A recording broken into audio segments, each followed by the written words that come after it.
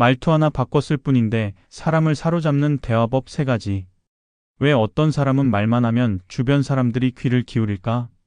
반대로 어떤 사람은 똑같이 말해도 듣는 사람이 금방 흥미를 잃을까? 이건 타고난 재능의 문제가 아니다. 대화에는 법칙이 있고 그 법칙을 아는 사람만이 상대의 관심을 끌고 신뢰를 얻고 원하는 결과를 만들어낼 수 있다. 예를 들어 평소에는 조용하던 사람이 어떤 주제만 나오면 갑자기 분위기를 장악하는 걸 본 적이 있을 것이다.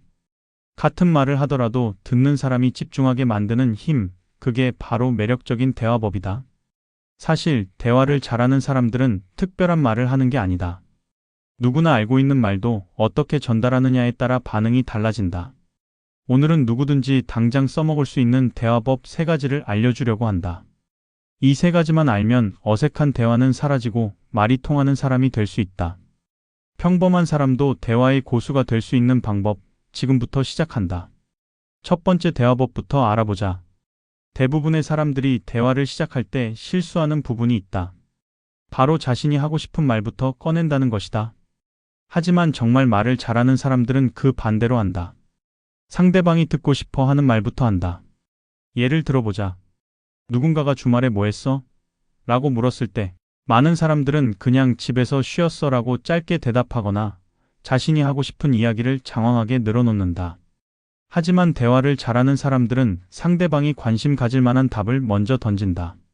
집에서 쉬었는데 재미있는 영화 하나 봤어. 너는 주말에 뭐 했어? 이렇게 말하면 상대방이 자연스럽게 이어서 대화할 기회를 얻게 된다. 이 방법은 일상 대화뿐만 아니라 중요한 대화에서도 효과적이다. 예를 들어 직장에서 상사에게 보고할 때도 이 프로젝트는 이렇게 진행되고 있습니다라고 바로 말하는 것보다 팀장님이 신경 쓰고 계신 부분을 먼저 말씀드리면 현재 일정이 계획대로 진행되고 있습니다라고 하면 상대방의 관심을 바로 끌 수 있다. 이 원리는 심리학에서도 입증된 바 있다. 사람은 본능적으로 자신과 관련된 이야기에 더 집중한다. 그래서 대화를 시작할 때는 먼저 상대방이 관심 가질 만한 주제를 던지는 것이 중요하다. 이렇게 하면 처음부터 상대방의 집중을 끌 수 있고 대화가 자연스럽게 이어진다. 이제 두 번째 대화법을 알아보자. 대화가 끊기는 가장 큰 이유는 한쪽이 일방적으로 말하거나 상대방의 말을 흘려듣기 때문이다. 대화를 잘하는 사람들은 단순히 말을 잘하는 것이 아니라 듣는 기술도 뛰어나다. 그 핵심이 바로 공감과 반응이다. 대화를 할 때 단순히 아, 그래? 라고 반응하는 것과 그랬구나.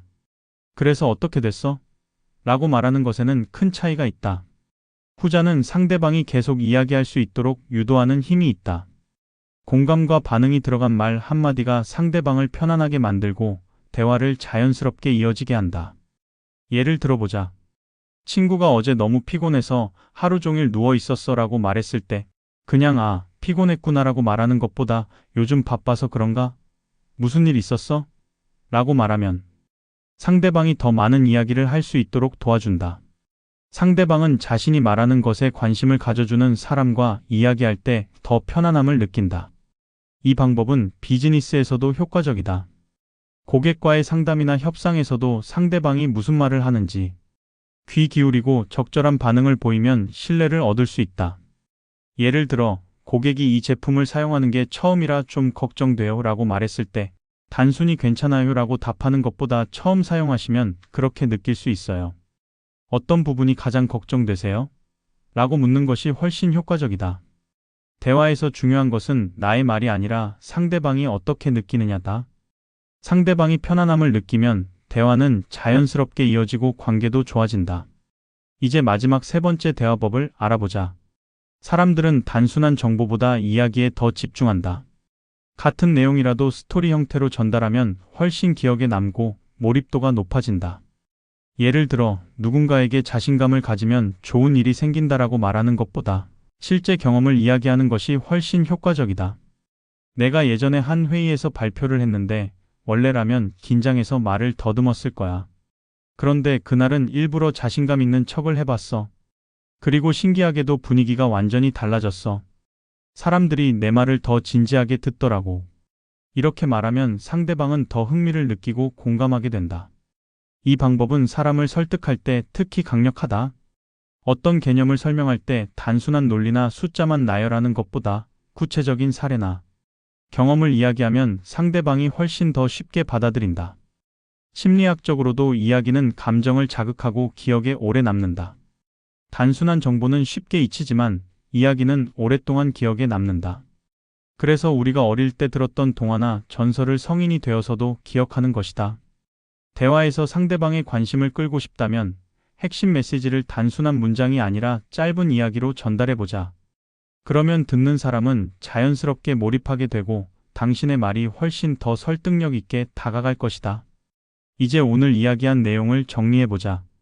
오늘은 사람을 끌어당기는 대화법 3가지를 알아봤다. 첫 번째는 상대방이 듣고 싶어 하는 말부터 시작하는 것이다. 내가 하고 싶은 말을 먼저 던지는 게 아니라 상대방이 관심 가질 만한 주제를 먼저 말하면 대화가 자연스럽게 이어진다. 두 번째는 공감하고 반응하는 것이다. 단순히 듣기만 하는 것이 아니라 적절한 반응을 보이고 상대방이 더 이야기할 수 있도록 유도하면 신뢰를 쌓을 수 있고 대화가 깊어진다. 세 번째는 이야기로 말하는 것이다.